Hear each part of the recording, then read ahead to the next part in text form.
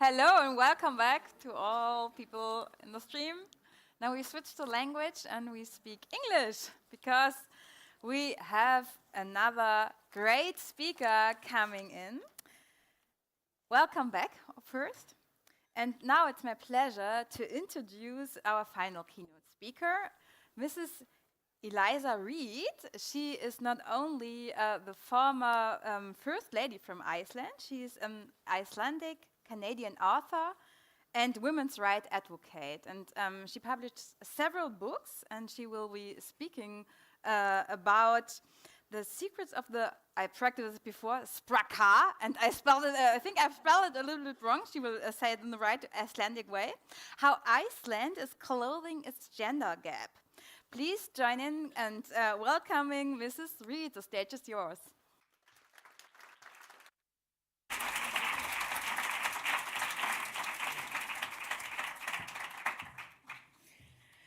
Guten Tag. Hello, everybody. You've now heard all of my German. I'm sorry.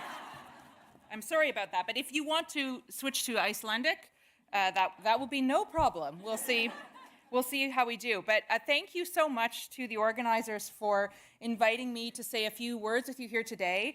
Extra thank you for the weather, Berlin. I'm so energized just to be here today in this beautiful weather and in a room where you can see the slides and then you can also see the sun outside, which I think is perfect for a Friday afternoon. Now, as you know, I come from Iceland. And Iceland we call the Sögu Eyja. It's a storytelling nation, a story island. And so I'm going to basically begin my remarks with two short stories for you today. And the first is a story that I don't always include in my talks. It's a very personal story, but it's also a very unusual story. And so I thought that you might enjoy hearing it. And it's essentially, I believe I was introduced as the former First Lady of Iceland. It's essentially how I ended up in that role today, and my sort of miniature autobiography there in this role.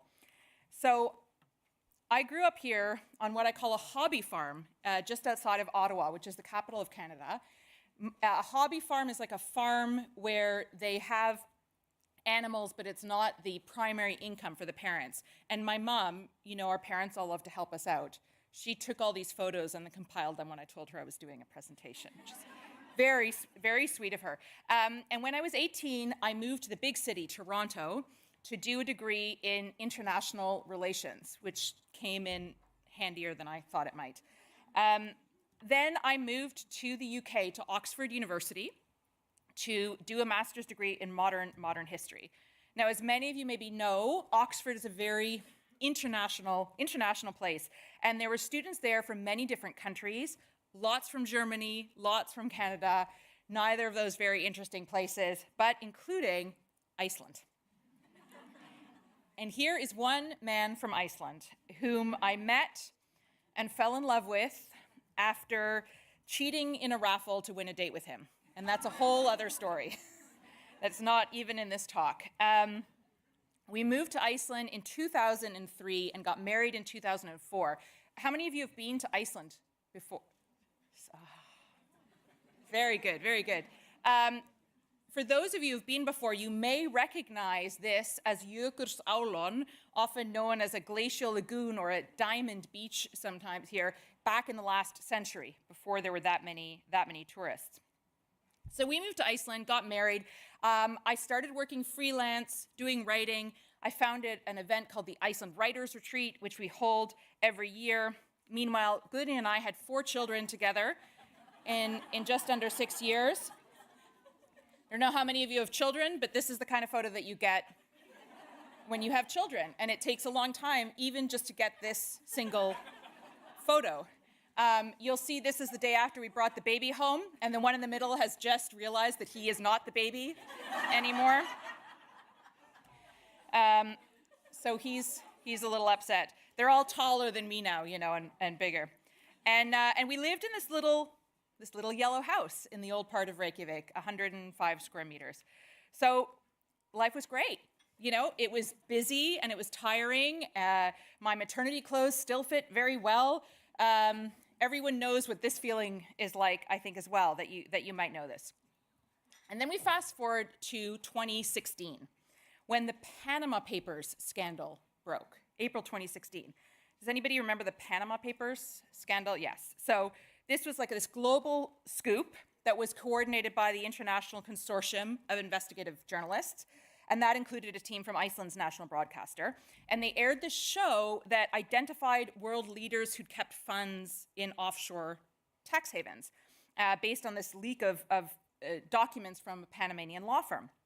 Now, the leak implicated Iceland's prime minister at the time. Like in Germany, we have a president, we have a prime minister, as well as others. And my husband was a history professor at the University of Iceland. Believe it or not, he was actually writing a book on the presidents of Iceland at the time and was an expert on the country's constitution. So he was called as a pundit on television to analyze the crisis. And at the same time as this was going on and the prime minister had to resign, there was an ongoing presidential election in Iceland. And people saw this smart and nonpartisan person, I would add handsome, but I'm biased, on their screens, and they literally started calling our house, encouraging him to seek elected office for the first time ever. So you remember this last photo of us with all the kids? Panama Papers scandal happened. 7 weeks later, boom. It really was kind of like that. So now, as you can imagine, that led to all kinds of adventures. We went to state dinners hosted by kings and queens and presidents. We hosted presidents and heads of state who were visiting Iceland. And sometimes I even went on my own to meet other world leaders. But we met thousands of people doing really amazing things.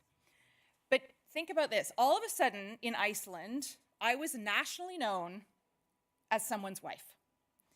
And I'm very, very proud of being that person, but I wouldn't say that being Guðni's wife is my defining characteristic as a human being. So I wondered, where would Eliza go? Well, I was known as the forsetafrú, or president's wife. But from the day my husband announced his candidacy, the need to maintain my own identity suddenly became something that I spent conscious time contemplating. Also, as someone who loves to follow rules, and I mean, like, I read the manual for a toaster when I get it, I also wondered whether I was allowed to talk about issues that are important to me, especially gender equality. Wasn't there too much irony in that, given that I only had the platform because of something that my husband had achieved? Anyway, as you can see, I got over that. And I tried to spend my 8 years in my unofficial role upending, but kind of upending in a nice way because I'm from Canada, expectations about first ladies. I tried to use my voice to speak up because we need to hear women's voices more, not less, and to remind people that we all have a role to play in nudging things in the right direction. You get an example of that later on. But now I'm going to move to the second story. And I'm going to move from that to what we as individuals can do to the power of solidarity.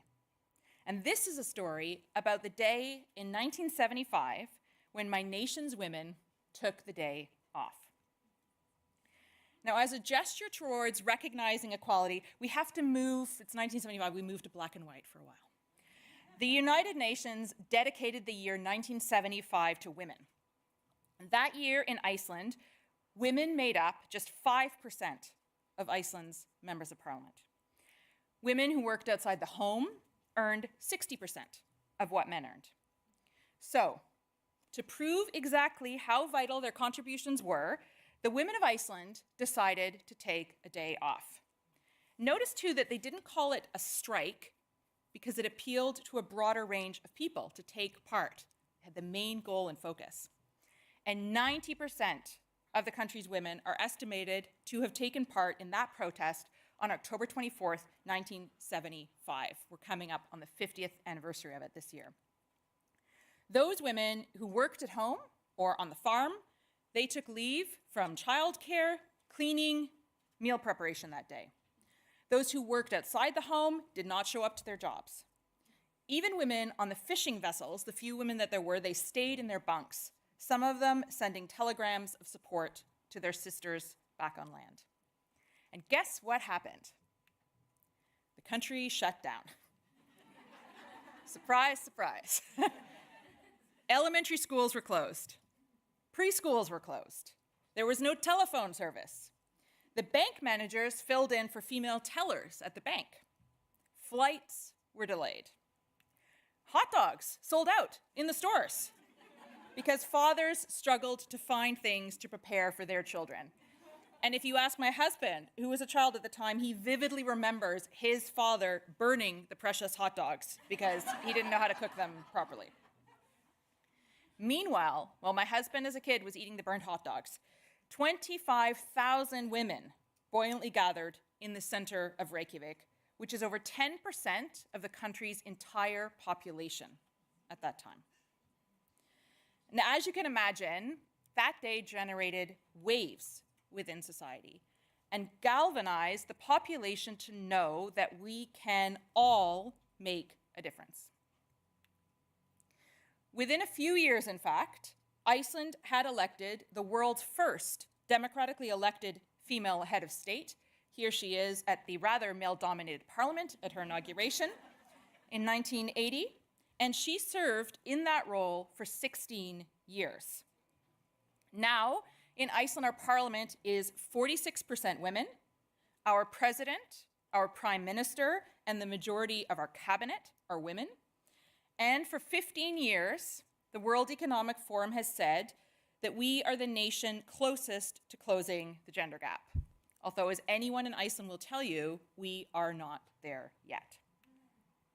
Here is actually a photo of me with that first female president, Vigdís Finnbogadóttir, in 2020 on the occasion of my husband's second term inauguration as president. Now, not coincidentally, we are also the world's most peaceful country.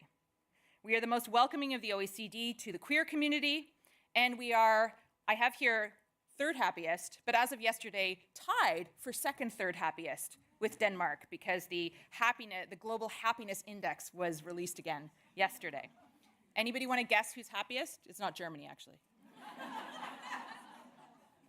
Finland, that's right. It's those wonderful Finns, our neighbors. Now, it's also important to note, as I mentioned, that those results did not come about from happenstance. They came about from deliberate and concerted effort on the parts of public and private sectors and members of society overall. And it happened because we know that working towards greater gender equality is not a zero-sum game where something is given to one group at the expense of another group. Greater gender equality is something that benefits everyone of all genders. I feel like I'm preaching to the choir, but nevertheless, it's good to hear it again. Companies that are more gender equal and more diverse overall make more money. Societies that are more gender equal are more peaceful and have happier and longer living populations of all genders. And perhaps for us in Iceland, what has helped most of all for most of us is that we feel we've passed the tipping point of debating whether or not trying to work towards greater gender equality is important, but how we are going to get there. So, how are we going to get there? Well, there are official laws and policies that help to speed up the process and that help to level the playing field for everyone. In Iceland, for example, parental leave is paid for by the government on what is colloquially known as a use it or lose it basis. And the amounts granted are always kind of changing and being updated. But very roughly, it means that each parent can take 6 months of leave, or that some is allocated for one parent, Some is allocated for the second parent, and the smallest chunk either parent can use. But effectively, this means that the default for looking after children does not fall to a mother.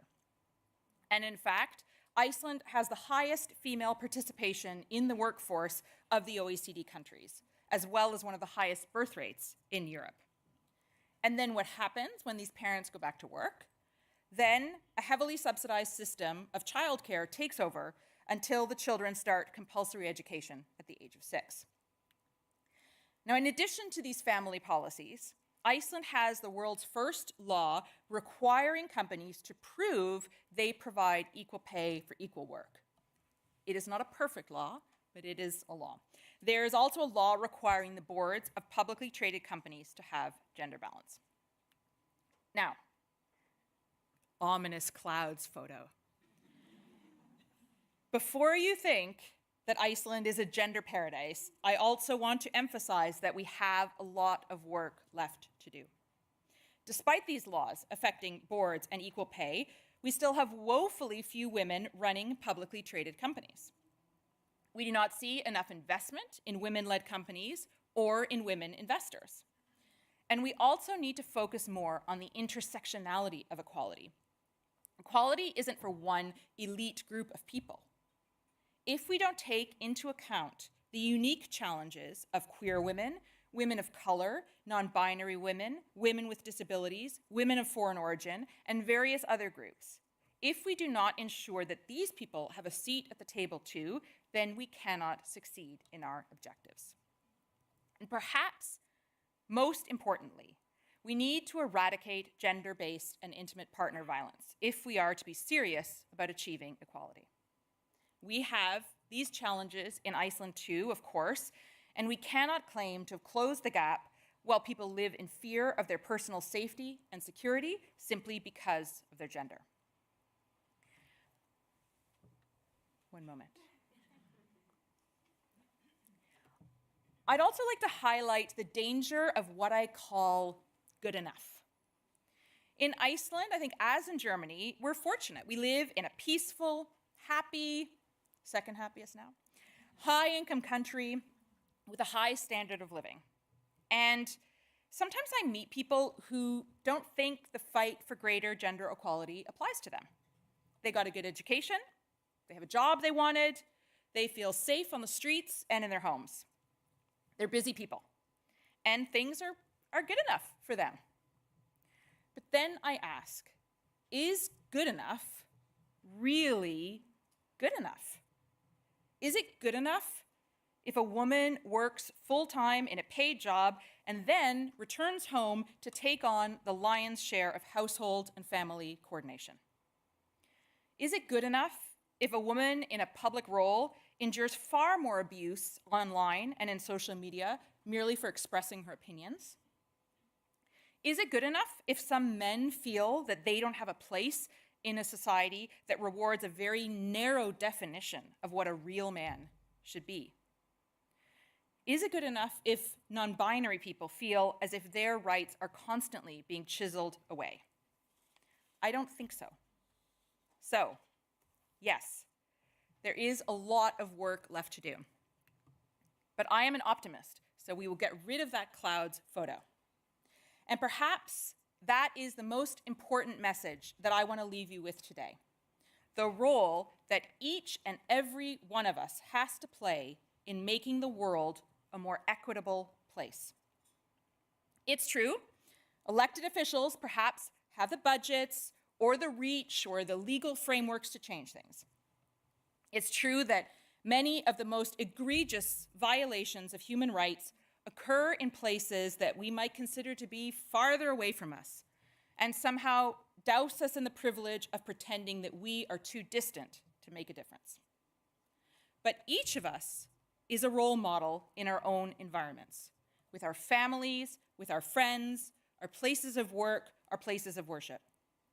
And this influence ripples beyond our own borders.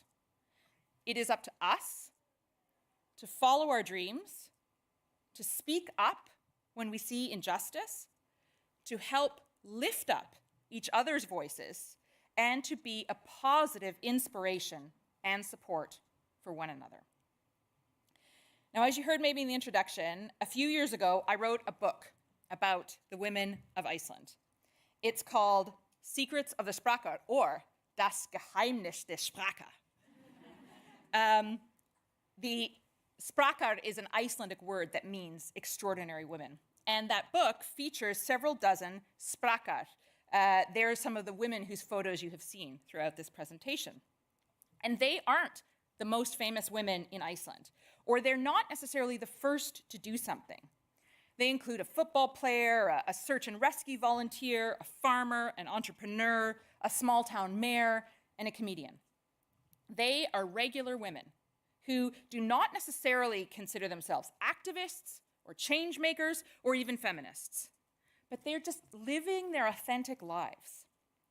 And at the risk of spoiling the end of this book for you, the word sprakkar may be an Icelandic word, but it's not a uniquely Icelandic concept. There are outstanding women everywhere across the planet, including, I'm sure, a great many of you here in this room. So here is a small coda to that second story that I told you about the strike. In October 2023, we went on strike again because things still aren't equal. And this time, the focus was on gender-based violence, and both women and non-binary people were encouraged to take part. And I'm going to show you a short video from that day. There's two things that I want to highlight before I play the video. One, our weather in Iceland is not usually like this. And two, the population of the greater Reykjavik area where this is recorded is about the same as that of Kiel. So if you think of the number of people that you see here. And the song that you're going to hear them singing is called I Dare, I Can, I Will. And it's a sort of mantra for the equality movement in Iceland. I have put some English and German translation of the lyrics on the side. So hopefully the sound here is working.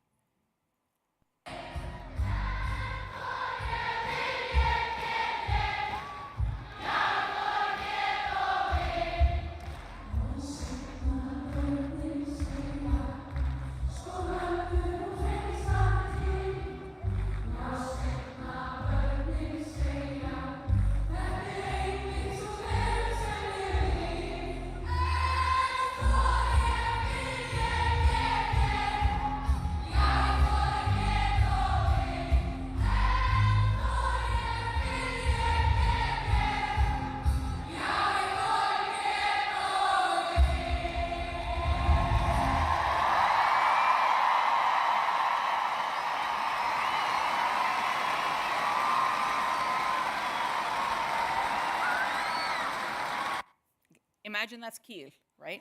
Weather. What I love about this video too is it shows the joy in it. It shows the inspiration and the energy that you get from doing your small part to help everything move along. And that's what I think we can all think about.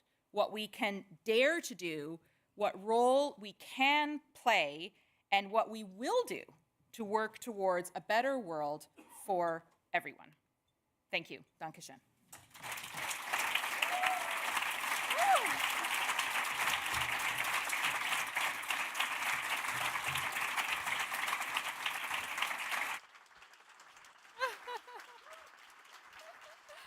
You can take the mic.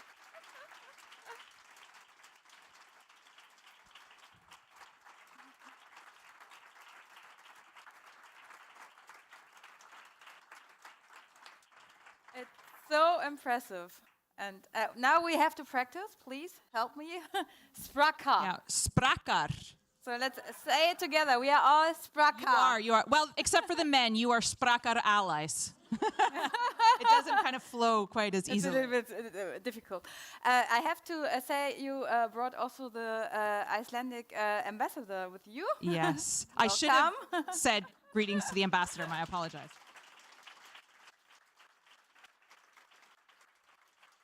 I think, but this also shows ambassadors are busy people, and I think that this shows the respect that we have in Iceland as a government for talking about these important issues. Yeah, Thank you. So now, of course, there is plenty of time for lots of questions. Also, questions from the people from the stream. Please use Slido, and also from all the ladies here in the room. Who has some questions? The mic is going around. Please raise your hand. There's one question. Yay. The first question. That's the hardest question, the first question. Thank you, Veronika Sörner from Munich in Germany. The last 1.5 days we discussed we as women, we cannot solve it all by ourselves. We need to take the men with us. So what are the 5 most important things you did in Iceland to include the male population in this process of getting equal rights? Oh, excellent question. I mean, because I'm not a politician, I feel like I have to answer all questions very directly, and I can't like pivot to something else. I'm going to hold my hand out and see if I can come up with 5 things, if they count as things. One, I think it's to do with the point that gender equality isn't a women's issue. It's a human rights issue, and it benefits people of all genders, not just women. And so it's in the best interest of anyone to work for it, and I think that is something that we do. There are specific policies. I'm going to look to the ambassador when I'm done and see if I forgot anything. Here's one tangible example the government implemented a long time called the Barbershop, which is a venue that was worked with an initiative run through the United Nations. My husband was one of the kind of spokespeople or patrons for it at the time, where gatherings of men would take place to talk about increasing gender equality and how that was important to include that dialogue. I also think it's very important from a young age to highlight the benefits that come about for men as well. So that's why I put that photo there of my husband on his paternity leave reading to all our children. That to me is a really tangible benefit of policies that have been designed to level the playing field for everybody. I have yet to meet a man who said, "Oh, I hated being home with my kids. That was so boring. I didn't like taking paternity leave at all." Of course, there's a lot of effects in the workforce, but in terms of relationships with children, that's even more beneficial. And there's a lot of data, I mentioned some of it in the book, about how divorce rates are lower amongst families where both parents have taken leave, and the depression rates are lower amongst teenagers, and all these kinds of things. I also think, again, we need to focus a lot on what I mentioned briefly, this very narrow definition of masculinity. So we have, I think, made strides in many areas to talk about women can do everything. And we say to our girls, you are so strong and independent, you can do everything. And hopefully many of us grow up feeling that we can do what we want to do, that our gender shouldn't be an impediment. But sometimes I think we haven't necessarily expanded that view of masculinity, and we haven't necessarily given young men that chance to feel like they can be whatever kind of man they want to be. We still have this real image of what a strong, real man should be, and if you aren't necessarily that person, you feel like you belong less in that group, and when we don't feel a sense of belonging, we look for whose fault it is that we don't have the sense of belonging, and sometimes that can be other groups. Another area, again, is on the eradication of gender-based violence, which is mostly, but not exclusively, committed by men. And so we need to start at these early stages as well to work with that. And I know I have 3 teenage sons. All those little kids that you saw are now like this. And one of the things that I've always tried to do with them growing up is to say, of course, I'm their mother, so I think they're amazing and perfect and talented and all of this stuff. But I said to them, regardless of what I think of how you'll be, inevitably they will be in these kind of male-only environments somewhere that I will never be in, the proverbial locker room, And they have to have the courage, when they hear some of these dialogues, to say, that wasn't funny, or that's not okay. Because when we see any kind of, I'm not even talking about extremes, but any kind of violence or abuse or insults, it's very often one person who's doing it, and it's a whole lot of people who are standing by and not saying anything. And for the person who is the target of that, and I think that applies to a lot of bigger issues in life, they see all of them against me, even if it's one person who's actually doing the actions. I think that silence in many, many forms can be incredibly powerful for antagonists. And for young kids, I've always said, I wouldn't have spoken up against something I heard in the locker room when I was 11 or 12. I would never have had the courage to do that. But I hope that someone is telling them to remind them to, because that's how we kind of change the general dialogue or shift about what is happening. And I think it's always good at these events too, that we need more men there to know that they have skin in the game too. And I'll ask our lovely ambassador, is there an excellent point that you would like to make as a man here? No pressure. Okay.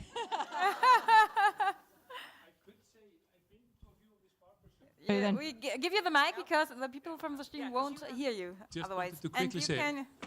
Yeah. I don't want to take over. Typical masculinity, take things over. No, I just wanted to add, I've been to one of these barbershop events, which is like a male-only discussion on gender equality. It was a bit controversial in the gender sphere to have a men-only event, but it turned out to be a safe space for men of all ages, and it was like the top floor, we were focusing on that. And it turned out that this was the first time many of these men had spoken to other men about gender equality. They had never expressed themselves about this topic at all. They knew about it, they were not against it, but it was not their issue. And let alone talk about their feelings or their wives and daughters and such. And this was a space that really created magic, and it's a good concept. So just one concrete example of how men can be drawn into this. Thank you. Tack. And, it is this kind of snowball effect. So I think the more that we see it, the more, in Iceland we have these dialogues. There are men who are involved who are having the discussions, and I think it kind of builds on itself. Thank you. So I guess it must be 20 Was there 5? points. Did I do 5? I forgot. Yeah. Okay. Thank you. More questions. There is another one on the other side. And you might Hi. be in this market area because people from the stream won't. The people in the stream are like, who Yes. is this woman talking? Thank you. Hi, live stream. I'm sorry. Hi, I'm Eileen from Hamburg. Thank you very much for this insightful and inspiring talk. So I was wondering, during this conference, we talked a lot about, of course, the international developments right now. These powerful counter movements, the right-wing movements all over the globe, basically also in Europe. So what is the situation in Iceland, and what is your perspective on all of that's going on right now? That's a tiny bit discouraging. Just a tiny question, but you're not making me list many things, so that's also maybe, a little bit less nerve-wracking, I don't know. Well, I guess every individual has a unique perspective. We're all unique individuals. But my perspective as an Icelander, but an Icelander of foreign origin, is perhaps different than others. I'm wearing my little Iceland-Canada flag pin right now. Probably the first time in my life that I have ever been wandering around with a little national flag pin on my lapel, if that tells you anything, based on various assumptions. But I wrote a piece, an op-ed piece in the Icelandic papers about 10 days ago, because as a Canadian, I've always felt Icelandic and Canadian. And sometimes maybe the pendulum swings a little bit more back and forth. And recent days, the pendulum has swung for me a little bit more towards being Canadian, because I'm witnessing in Canada the biggest sort of positive increase of nationalism that I have ever seen in my life. Obviously, the reasons behind that are awful, but that result is maybe a nice thing. But it made me think about Iceland, where we're this island and we're far away from everything. And it's just this idea, and it's maybe a little bit what I mentioned with kids. It's so hard with big issues of the day for us to feel like we can make a difference. And it's so hard, for whether it's gender equality or human rights overall or speaking up. And I think that that's a problem, because the more that we say it's not worth trying, it's not worth speaking up, then the antagonists win, because we've already pre-censored ourselves. We've already silenced ourselves. And I think that there are, I hope, constructive ways in which we can continue to speak up for what we think is right. The women's strike, it is not a new thing, albeit that, but it was what I like about it too was that it was a positive reaction to a negative occurrence, to ongoing inequalities, to being ignored in society. And rather than come up and say, this is wrong, it's your fault we did this is how we do this, they brought everybody together and said, look what we can all achieve together. And I hope, and what I'm trying to do this way, as a regular citizen, of course, people need to get involved in politics, people need to run for politics, people need to vote in elections, but we can't just vote in an election and say, now I've washed my hands with it. Now I've done it, the party that I wanted won, or they didn't win, or whatever it was, because we all have these opportunities to speak up. So back on the farm where I grew up in Canada, you saw those photos, my parents still live there. And there's fewer animals now when they're older, but they're still living there. And my mother, who's almost 80, when the pandemic happened, they are not political people, right? Not activist people. She said, the pandemic is here and I'm older. I'm gonna call someone I know every day and just check in on them and make sure that they're not alone. And after that was done, now, every day she's decided she's gonna do something for somebody in her community that makes a difference. She's gonna call somebody she doesn't know, she's gonna go out for coffee with someone, she's gonna bake a pie, donate it to something, give some money to charity. It's always different, and it's this tiny little thing. And she's not saying it as an act of rebellion. She would never describe herself as an activist or a feminist or any kind of ist word, but I think she's making this incredible positive difference and being an incredible role model. I mean, if everybody in this room did one tiny thing to somebody unexpected today, from giving money to a charity is important, or sharing something on social media, or buying coffee for the person in the queue behind you, what a difference those tiny things would make. And I'm not trying to make light of the fact that I think we are in a very serious global crisis right now, more so than what has happened. And I personally find it a very uncomfortable feeling. And when you have this uncomfortable feeling, your instinct is like, I want to shut it off and I'm gonna go read a good book and drink my tea at home. And that's when the worst things can happen. And when we live in these privileged lives where we haven't been forced to take a stand or make a difference because we haven't been the direct targets of things, we need to remember that it's all those people who are being silent that lead the people who are right now the direct targets to feel like it's all against them, and lead the very, very few people who are the aggressors to feel like nobody cares if I do more. And that's why I think we need to remember to be galvanized to speak up in some tangible way as much as we can, in an open and I want to say productive way. If I can maybe add one point, not another fifth point, but I think when it comes to men in the dialogue, my sense is sometimes too that men feel a little bit intimidated. I don't know, that they feel like, because the dialogue can become so polarized or all or nothing or all of this, that if someone says, well, I am kind of a bit upset that I got passed over for this job and I wonder why, or whatever it is, that he'll just be shut down and said, you are so intolerant and you have no idea and you don't understand what's going on. And while I fully believe that we should speak up, with disagreements, that we shouldn't stay silent on that I think that there are constructive ways in engaging with dialogue that doesn't utterly alienate, again, a large group of people who maybe have one or two viewpoints that we disagree with, or different dialogues. And I think we have to also be careful of not completely saying, I disagree with you on this, therefore I cannot talk with you about anything else, and I don't want to hear anything you have to say, because that isn't constructive in the long term. Okay. Thank you.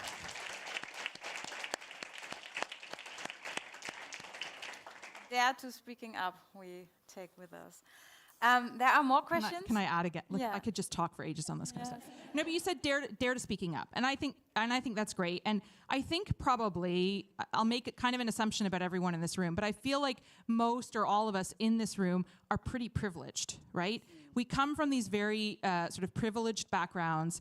If I speak up and I complain about something, I'm not going to lose my job tomorrow. And if I speak up, complain about something, I'm not going to go home to an unsafe environment in my home because I said something outside. And people who look like me or have my background aren't going to be targeted because of something that I said. And I think that it is important to remember to lift up the voices for people. There's a lot of people out there, and of course I'm not talking about a lot of countries, but just even in Germany, even in Iceland, where it really costs a lot for people to speak up. And we need to remember to try to highlight those voices, because those are the voices that we especially need to hear. And that's what I meant with that strike in 2023. And I spoke to people and said, are you going to the strike? And some people said, oh, I can't, I've got to look after my kids. And I said, but what about your husband? Oh, my husband has a really important job and I can't. And it's because they felt like it was good enough for them. But there were women who couldn't go on strike because they had 3 jobs and they were single parents and they couldn't do it. Or they were in an insecure situation at home. And for all of those people, the rest of us who can do it need to do it. Yes.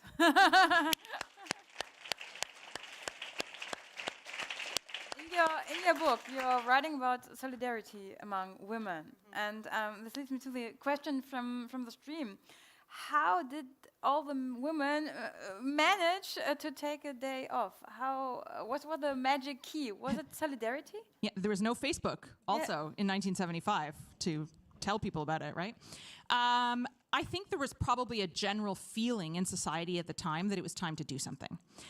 There was a group called the Red Stockings, which was kind of what would have been considered an extreme feminist organization at the time. Probably not. They entered a cow in a beauty pageant, and they did all kinds of fun, outspoken. And it was, the idea kind of came from them, and they wanted to have a strike. Like, they wanted to say, this is it. We are shutting the place down. We're doing this.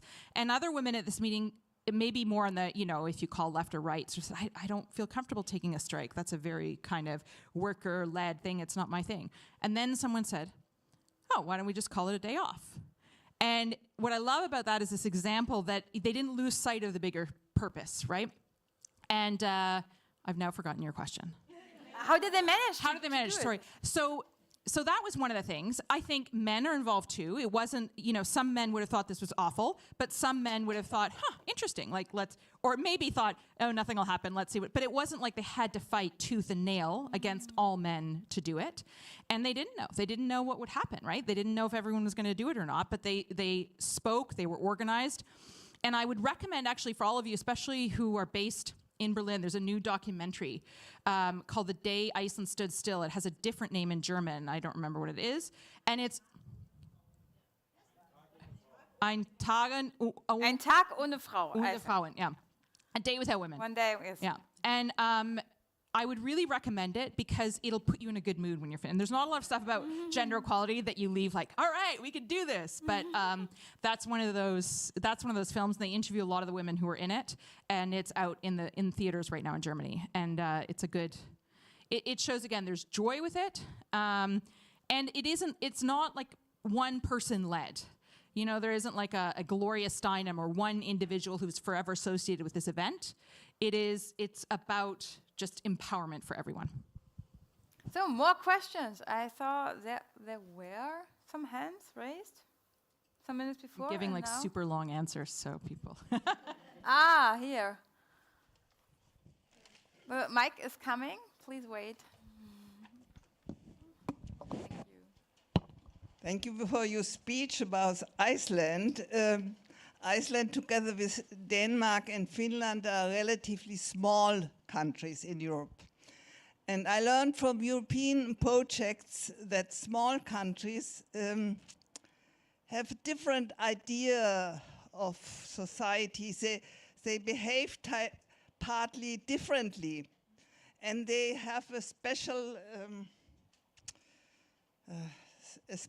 behavior to bigger countries.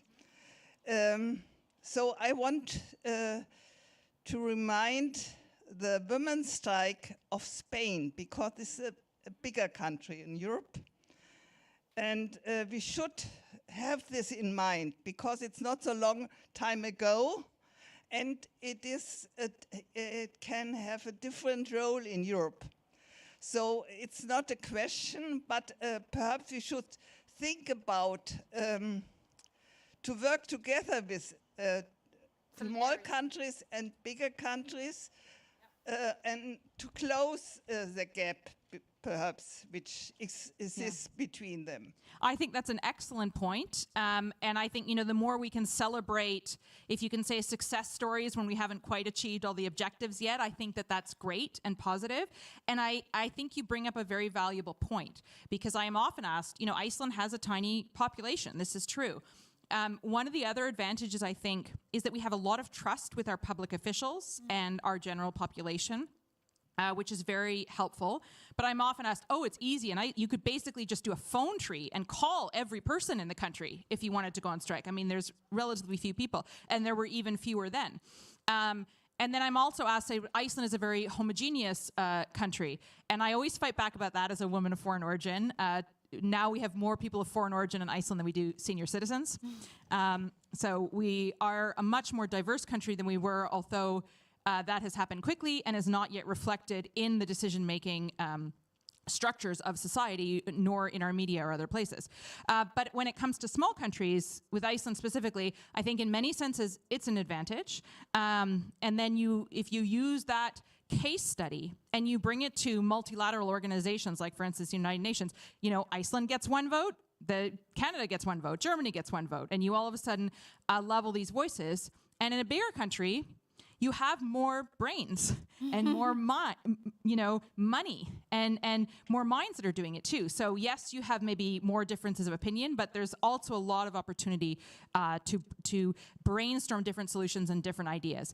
And I would be the last person to say, this is what we've done in Iceland, therefore this is what you should do in your country. When you talked about global things too, I'm going to give a little plug for UN Women, which is an organization that I really admire, one of the branches of the United Nations. And UN Women Iceland actually fundraises the most of any UN Women chapter in the world, which is unbelievable for this small size. And they have a new global campaign that they have launched this year that's being run out of Iceland called March Forward, that was launched on International Women's Day this month, where they're encouraging people, and UN Women in Germany is also involved, to post social media photos of themselves walking backwards, because we are facing a global backlash in gender equality, and then walking forwards to say that now we step forward, we don't move backwards. So I'm sure that you can find that.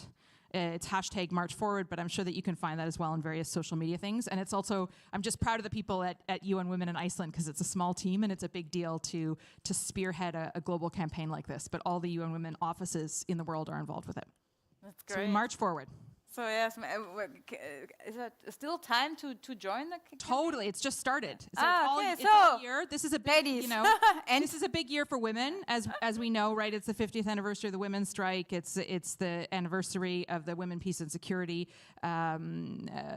article with the United Nations. It's the anniversary of Hillary Clinton's speech about women's rights or human rights, and so there's a lot going on this year, and we're facing a backlash. So we have to push it up. Great. So we are nearly at the end, but there's still one question left from the stream. And we already mentioned it a little bit. Is there something in Iceland which is so universal that can be transferred to other countries, especially to Germany? Just one thing. Yeah, you had to sit for an hour and I'll give you one word and it'll solve the problem. Is there something universal? I think one key thing that I think is helpful that is transferable, although I'm not quite sure how it's this point that I made about ensuring that people recognize that it is not a zero-sum transactional process of taking something from one person so we can give it to somebody else, and that it is going to benefit everybody. It's about leveling the playing field and benefiting everybody, and therefore, people should be involved. How do we convince people to do that? There is a snowball effect. The more that we talk about it, the more that we do it, the more people are going to want to show up to the party, right? If you're at a company or an organization. And we use data. And data is always going to back us up in this. You'll live longer, you're more peaceful, more money in your companies. And it's hard to go to a company and say, do you want to make more money? No, not really. I'd like the guy from the golf club and I'd like him to be. And we need male allies speaking up too, which is important, because still, while we're progressing this, a lot of people, if the excellent ambassador and I are in a meeting and he makes the same point that I make, a lot more ears are probably going to hear his point. That's just how it is sometimes. And so we need we need to reach as many people as possible, and by doing that, we need a lot of people to share that message. Thank you. So, your applause.